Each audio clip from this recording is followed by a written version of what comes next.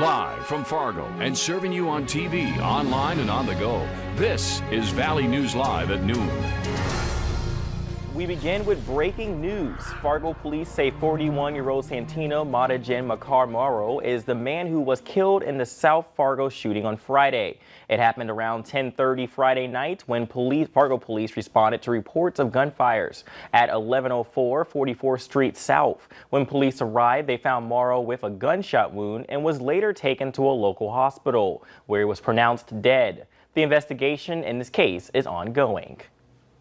Well, now on to more breaking news. A 44-year-old man will now face a murder charge after a stabbing victim dies of injuries following an overnight stabbing in Grand Forks. Officials say Shavadi Gali is facing a murder charge as the victim has now died to his injuries. Police got called to the 2200 block of South 17th Street around 10 last night. They found a man with stab wounds to his abdomen. A suspect was located and taken into custody. No other details are being released at this time. New for you at noon. Health officials are warning parents about a new internet challenge that is gaining popularity and putting teens' health at risk. Lake Region Healthcare in Fergus Falls, Minnesota says the Benadryl challenge urged young people to take large amounts of the medication so they can get high and potentially hallucinate. This challenge is circulating on social media, specifically on the popular app TikTok. The hospital says Benadryl is an over-the-counter medication and taken at lower doses. It can cause fevers and hallucinations. At higher doses, it can cause seizures, an irregular heartbeat, and even death. Well, a little chilly this morning, or at least I felt that it was chilly this morning. But what should we expect this afternoon? Well, let's check in with meteorologist Lisa Green. It was a little cold than what we got used to. In fact, our neighbors to the west in central and western North Dakota, we had a lot of reports of temperatures dipping into the 30s. So it was cool throughout the state, not quite as bad as what our friends to the west had to endure. And we had the rain, and that's moved on. We've got beautiful blue sky here in the valley and temperatures that are on the rise. A couple of us still struggling a little bit, but most of us into the 60s, 67 currently in Fargo and 65 in Grand Forks. We'll have to put up with some wind. It's already gusting above 30 miles per hour in Langdon at 35. Most of us seeing wind either out of the west or northwest as we continue on into the afternoon. So cooler weather, a little breezier today, but at least we've got this blue sky and that sunshine here. But it does feel a little bit like fall. We'll see those temperatures rising for many of us in the south and west, approaching or surpassing the 70-degree mark. But there will be a lot of places up north and to the east where we remain in the 60s. So a cool one to start off your work week. We'll let you know if we've got some warmer weather coming our way in your hour or your 7-day forecast coming up here in just a few minutes. We'll also take a look at your hour-by-hour planner too.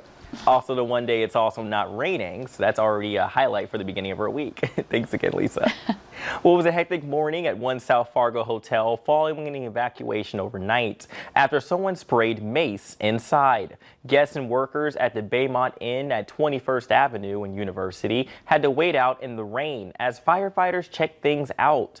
The pepper spray traveled throughout the entire building around 10:30 last night. Crews were able to air out the place and get everyone back inside within the hour. One man is dead after suffering injuries in a bicycling accident a week ago in Perham. Family members say Mark Olson was taken off of life support last week and he died yesterday afternoon. He's been in the ICU after a bicycle accident that caused significant damage to his brain. People who know him say he spent almost every morning riding his bike. They're thanking the community for the love and support over the last several days. Let's take a look at the COVID-19 numbers. In Minnesota, the Department of Health is reporting 679 confirmed cases of COVID-19, along with one new death linked to the illness. In total, over 1,800 deaths have been attributed to the disease. Over 67,000 people are listed as recovered. In North Dakota, there are 114 new cases, along with one new death in the state. The death toll remains at 143. The active case count is up to 2,378. Hundreds of thousands of Louisiana residents are waking up again without power or water today, still suffering the devastation from Hurricane Laura. The Category 4 storm left almost nothing in the area untouched. The damage is now estimated at nearly $20 billion. NBC's Morgan Chesky has the latest from Lake Charles, Louisiana. This morning, the first steps forward after a devastating hurricane, a massive cleanup. You're midday through the day and you just look around and the things that are important to your children and that are important to you are just in shambles, and there's water everywhere, and you think to yourself, how is this reality? Rachel Owens came back home after evacuating to find a painful new normal. Neighborhoods in pieces, stores torn apart, and long lines for precious fuel. This is how life is now for the foreseeable future. I mean, it's going to be bad. No water, no gas, no sewer, nothing. Here in Calcasieu Parish, getting rid of this debris just part of the problem. An even bigger issue, restoring power to hundreds of thousands of customers. A process officials say won't take weeks, but months. The city administrator of Lake Charles says Laura toppled power lines and trees together and tore up vital water lines, complicating the cleanup. I knew there'd be a considerable amount of damage, a devastation. It's probably more than I ever anticipated.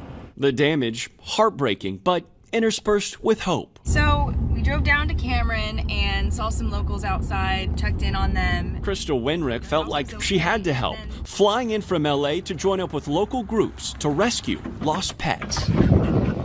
One house leading the team to these kittens that were left behind. Hi, gorgeous. We're so happy we found you. Others also giving back.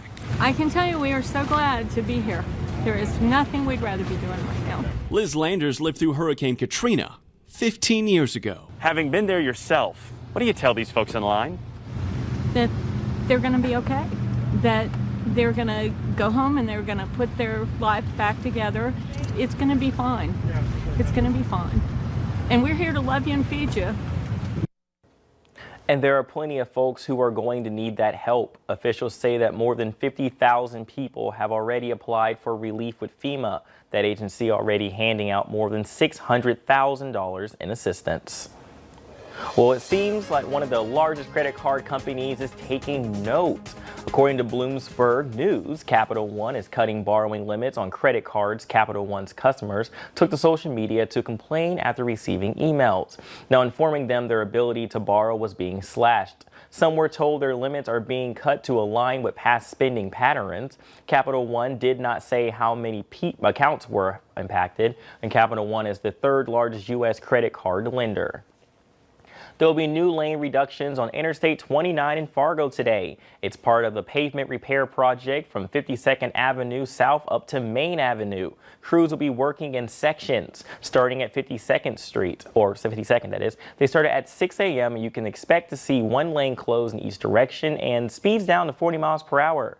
The entire project is supposed to be done by the end of October.